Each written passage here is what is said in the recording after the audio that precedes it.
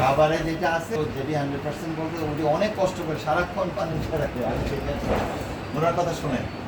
আচ্ছা, তাহলে আপনাদের যেটা করতে হবে যে হলিস্টিন ফ্রিজিয়ানের শঙ্কর জাতের গরু কিনতে হবে।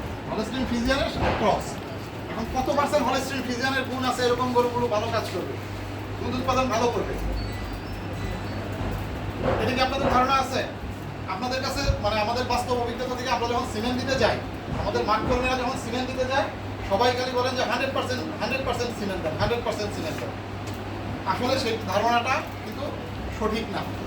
আমাদের আবহাওয়ায় মানে 50 থেকে 75 মানে 50 থেকে 75 এর মধ্যে থাকতে হবে। 75 এর উপরে যাওয়া যাবে না, 50 এর নিচে থাকবে না। এটা কিভাবে আসে সেটা হয়তো আপনাদের সাথে যখন আমাদের আরো আলোচনা হয় এটা আমরা আলাপ করব।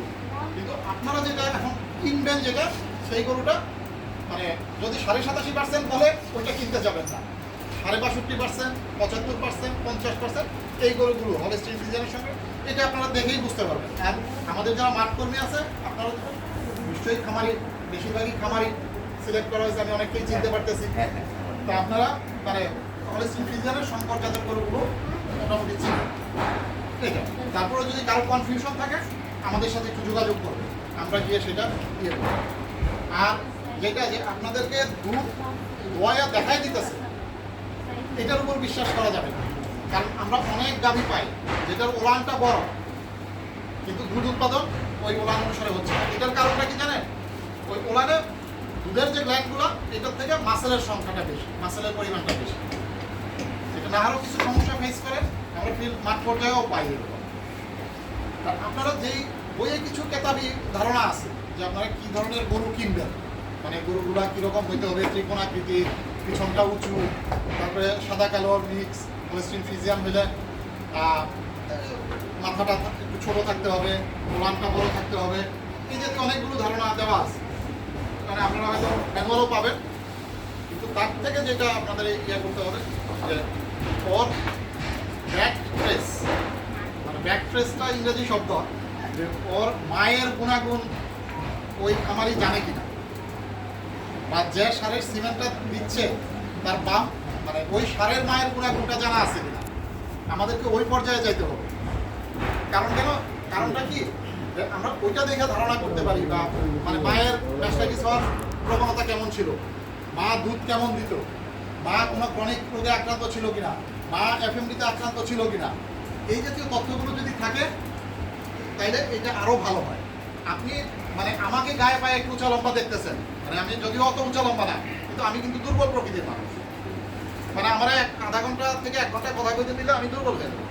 এরকম আপনি গাভী সবই দেখতেছেন সঠিক আছে, কিন্তু তারপরেও কিন্তু দুধ কম হতে পারে। যেটা হচ্ছে যে আমরা ওই পাবনা সিরাজগঞ্জ থেকে যখন অনেকগুলো গাভী নিয়ে আসে বলে যে এই পাবনাটা ভালো হবে, কিন্তু অনেক ক্ষেত্রে আমরা এরকম পাই না।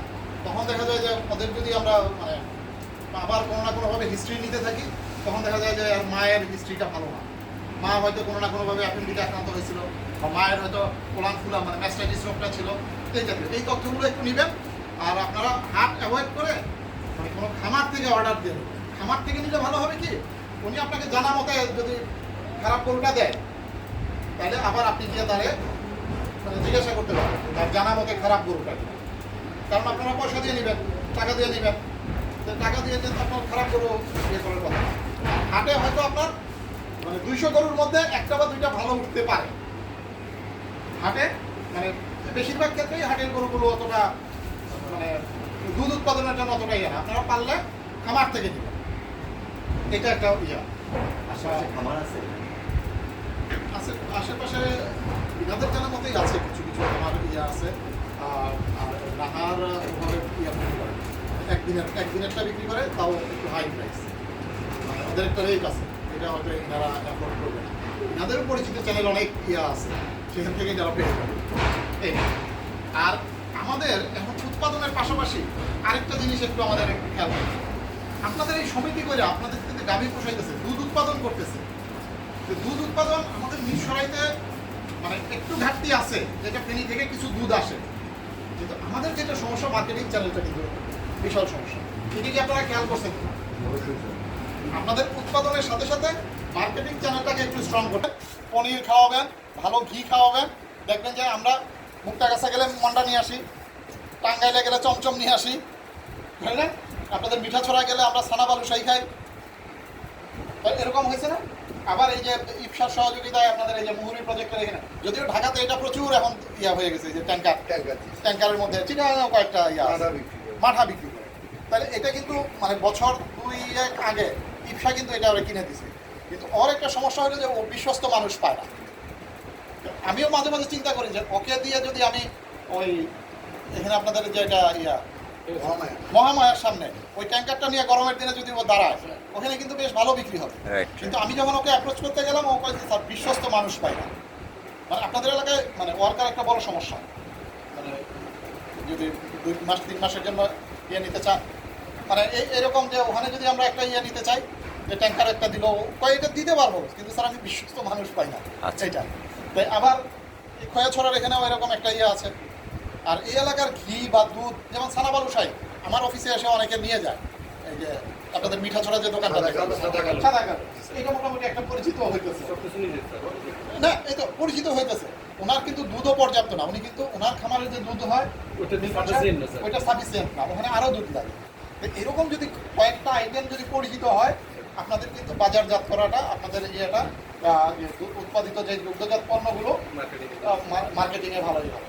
আর আপনাদের এখানে ঘাটতি বা এই জাতীয় মার্কেটিংয়ের সমস্যা আছে, এটা কি আপনারা বুঝতে পারেন কিভাবে?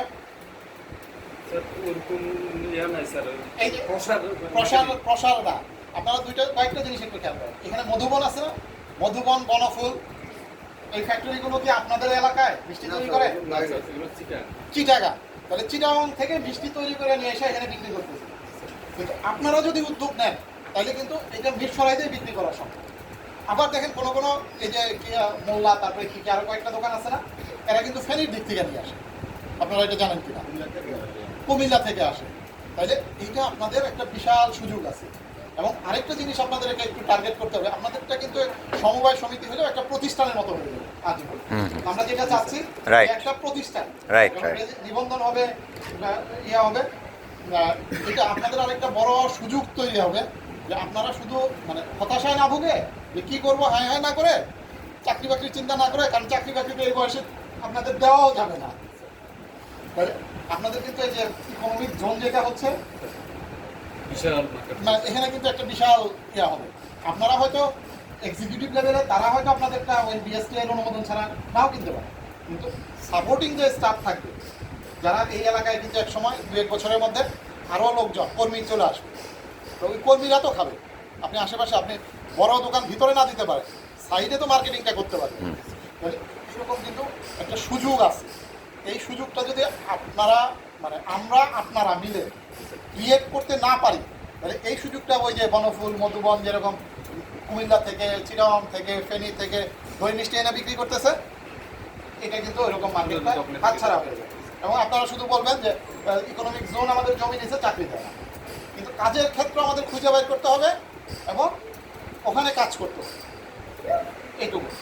আর আমাদের কিন্তু ছোটো ছোটো উদ্যোগ অনেকগুলো আছে, যেমন আপনাদের এখানে কিছু মহিষের দই, সেদিন একটা মহিষের দই আমার অফিসে একজনে খেয়ে বলতেছে এটা কই পাওয়া যায়, পরে দেখা দিলাম যে আলির পোলের ওখানে একজনে বানায় জেনুইন মহিষের দই। এরকম কিছু কিছু সুযোগ আছে। তা আপনাদেরও এই সমবায় সমিতি দুটা থেকে আমরা যাতে এরকম ভালো কিছু করতে পারি, এবং আপনাদের সমবায় সমিতিগুলোকে যেন আমরা একটা ব্র্যান্ড হিসাবে পরিচিত করাইতে পারি, ন্যাশনাল লেভেলে না হোক, যেমন সাদা কালো পরিচিত, আপনাদের কাছে এক নামে মিরসরাইতে ভালো মিষ্টি সাদা কালো, এরকম যেন আপনাদের মানে মাধ্যমে আমরা যাতে দুইটা পর্যটন এলাকাগুলোতে সারা দেশেরই মানুষ আসে, আমরা যেন আপনাদেরকে পরিচয় করাইতে পারি, এইটুকুন একটু টার্গেট করে। তার ইনিশিয়াল ধাপটা হচ্ছে আপনাদেরকে এখন লোন দিয়ে এবং কিছু উপকরণ সহায়তা দিয়ে গরু কিনে দিবে, দুধ তৈরি হবে, সেই দুধটা আমরা প্রসেস করে করে করে করে খামারিদের মধ্যে, কারণ আপনি দুধ তৈরি করলেন, এই প্রসেস যদি না করার চিন্তা করেন, মিল্টন সাহেব চাকরি করে করতেছে, এখানে কে আছে দুর্গাপুরের, যেহেতু এই জন্য